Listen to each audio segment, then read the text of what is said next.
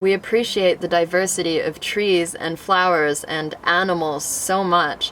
Why don't we appreciate the diversity that much in humans?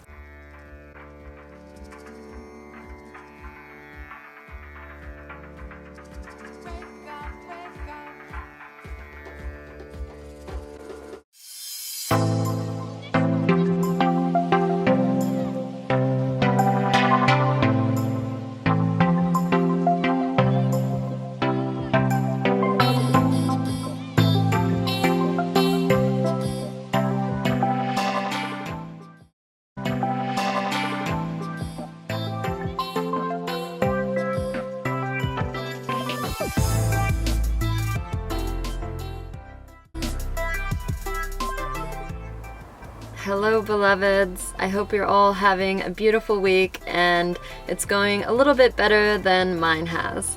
I wasn't planning on doing this video, but for those of you following my social media, first off, thank you so much for all the beautiful wishes on my journey right now and just all the support. It honestly means so much to me at the moment. When I shared on my Instagram kind of what's happening, I was flooded with hundreds of messages asking what happened to me and to my dog Priya. So I'm going to explain it now. 6 days ago, I left Los Angeles and began my journey to Canada. I am Canadian, and my partner and I have a little camper that I was planning to make my home for a couple months in Canada this summer while I finish writing a book I'm working on. So the plan was to drive through British Columbia and Alberta for the summer, teaching yoga workshops and finishing up my book. I did a lot of research beforehand on bringing a vehicle across the border. I even called the border and read tons of forums, as well as received personal advice from 2 different friends who have also brought an American vehicle over the border for a short period of time and never ran into any issues. I made sure to have all the proper documentation. We collected it for days before I came, and my name is on the vehicle, and I have a lot of proof showing that it will be only in Canada for a short time. I'm not trying to import our camper into the country. When I arrived at the border, they told me to come in and pull over, and I've had my vehicle searched a lot, almost every time I go into Canada, although I have never gone over the border with a dog before.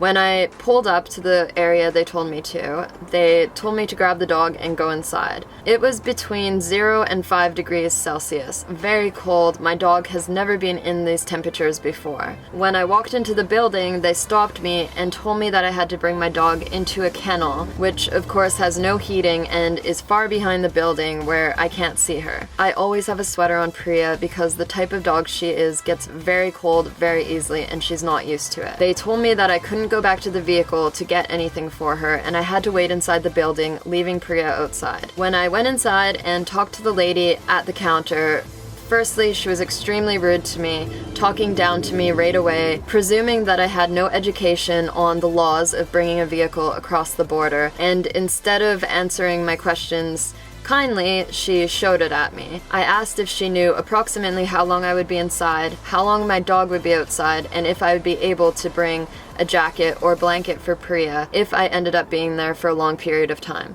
She yelled at me that she cannot tell me anything and I need to sit down. During that time, of course, I was very close to having an anxiety attack. We just got Priya from the pound only a few months ago, and she's a very anxious, nervous, and scared little dog. They took the keys for the RV and went to go through it, which in the end ended up being completely ripped open and a lot of things broken and even missing, but I will get to that after. After about 45 minutes, I walked out of the building because I was terrified that Priya would be frozen to death, and a man came and stopped me saying I can't leave the building. I told him I'm not letting my dog die over whatever they are doing, so he had to go onto the radio and ask them if I could go out to my dog. They said I can't go back to the vehicle to get a blanket, but I can go check on her.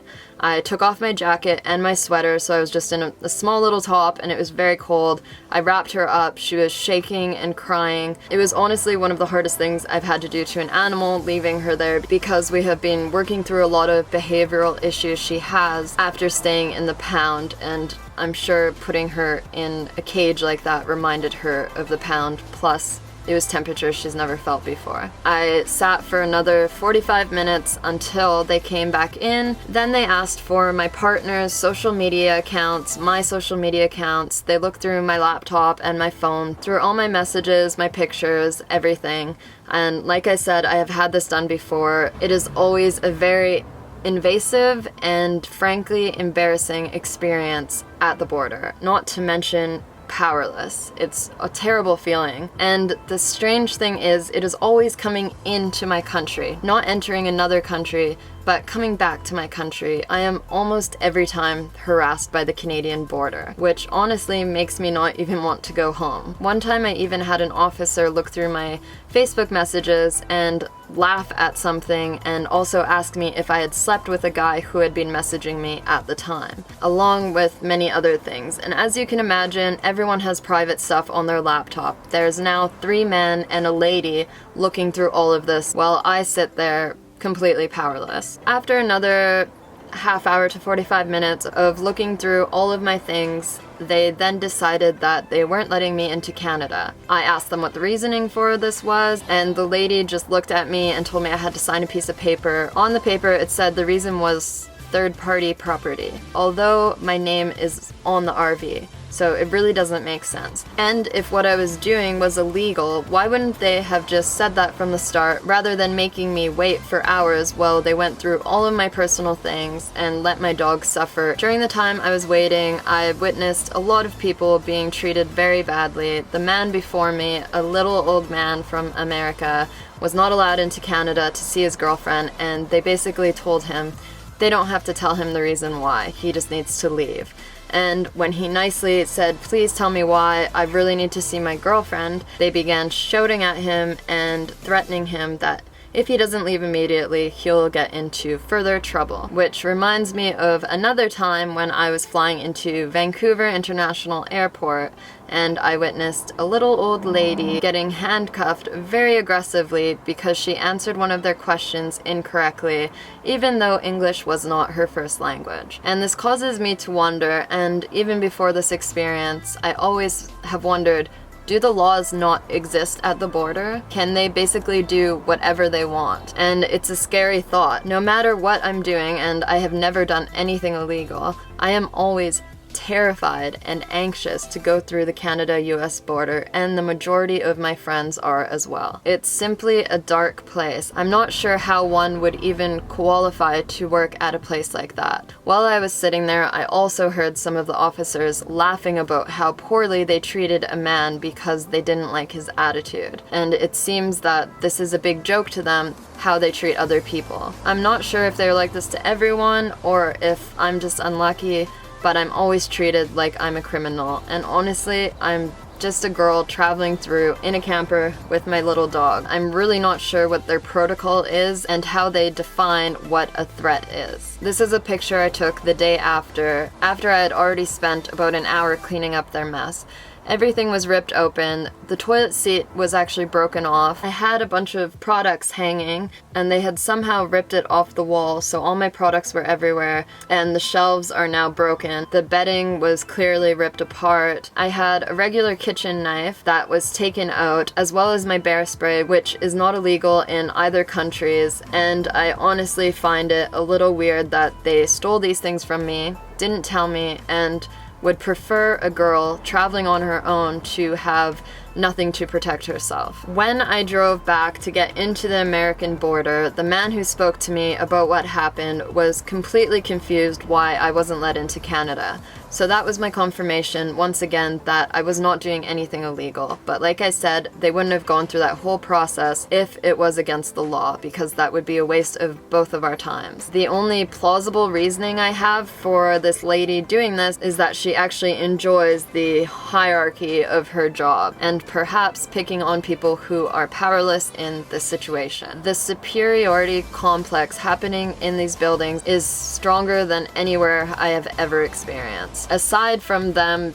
laughing about how cruelly they treat random people, they also have very negative news playing on all of the televisions, as I noticed last time they went through my vehicle and ripped everything apart. And many of you who are watching this from other countries than Canada may be thinking that I am complaining about something when much worse things happen to other people from other parts of the world. Traveling to other countries and airports, I have witnessed people being treated absolutely terribly at other borders, solely based on what country is on their passport. And I can't express to you how much this injustice bothers me, because I am a full-time traveler. I have this immense anxiety to go to the border because traveling is my life. It's my passion. It's how I work. It's literally everything to me. And these people, who are not very nice people most of the time, but all of the time in my experience, to be honest,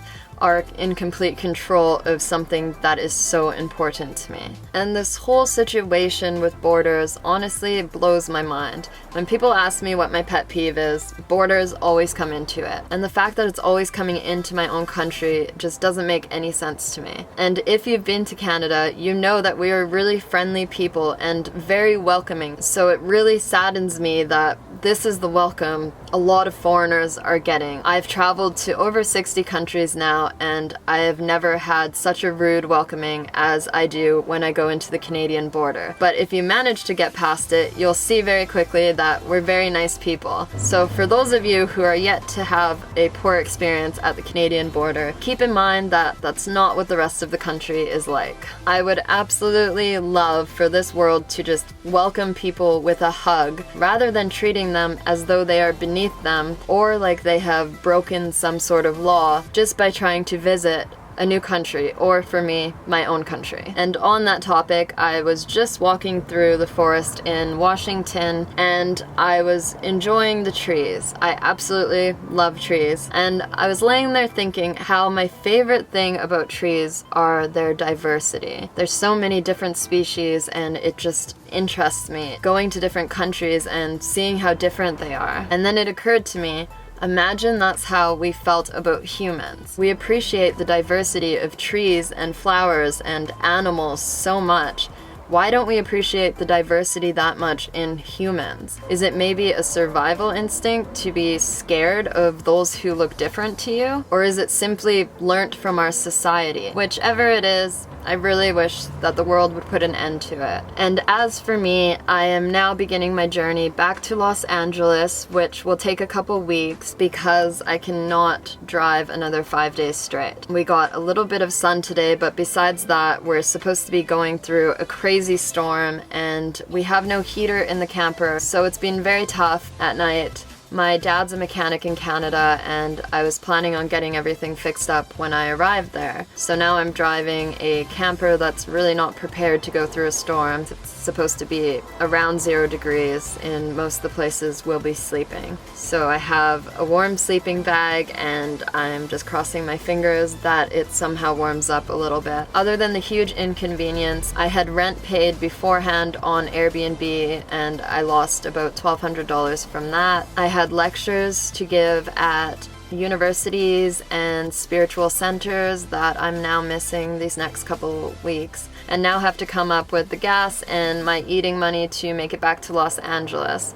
All in all, I've calculated that I've lost about $6,000 from one woman's decision, but I am trying my best to not be angry at this woman, but instead just wish her well, because that's all we can do with malicious people. We can only wish the best for them and pray that they will get through whatever issues they're going through, because people simply don't treat other people that way unless they have issues within themselves. And the main thing that is really helping me through this time is the fact that I got back into America, because America could have easily not let me in, and if that happened, I would have had to leave our camper at the border and walk into Canada and also leave all my belongings in here. So I am just very grateful for that. Thank you, US Border, for being a bit nicer to me. And I will also be vlogging my trip, so hopefully it's full of really happy, good times and not more any crazy inconveniences. And if you'd like to follow my journeys and some hopefully much more positive travel vlogs,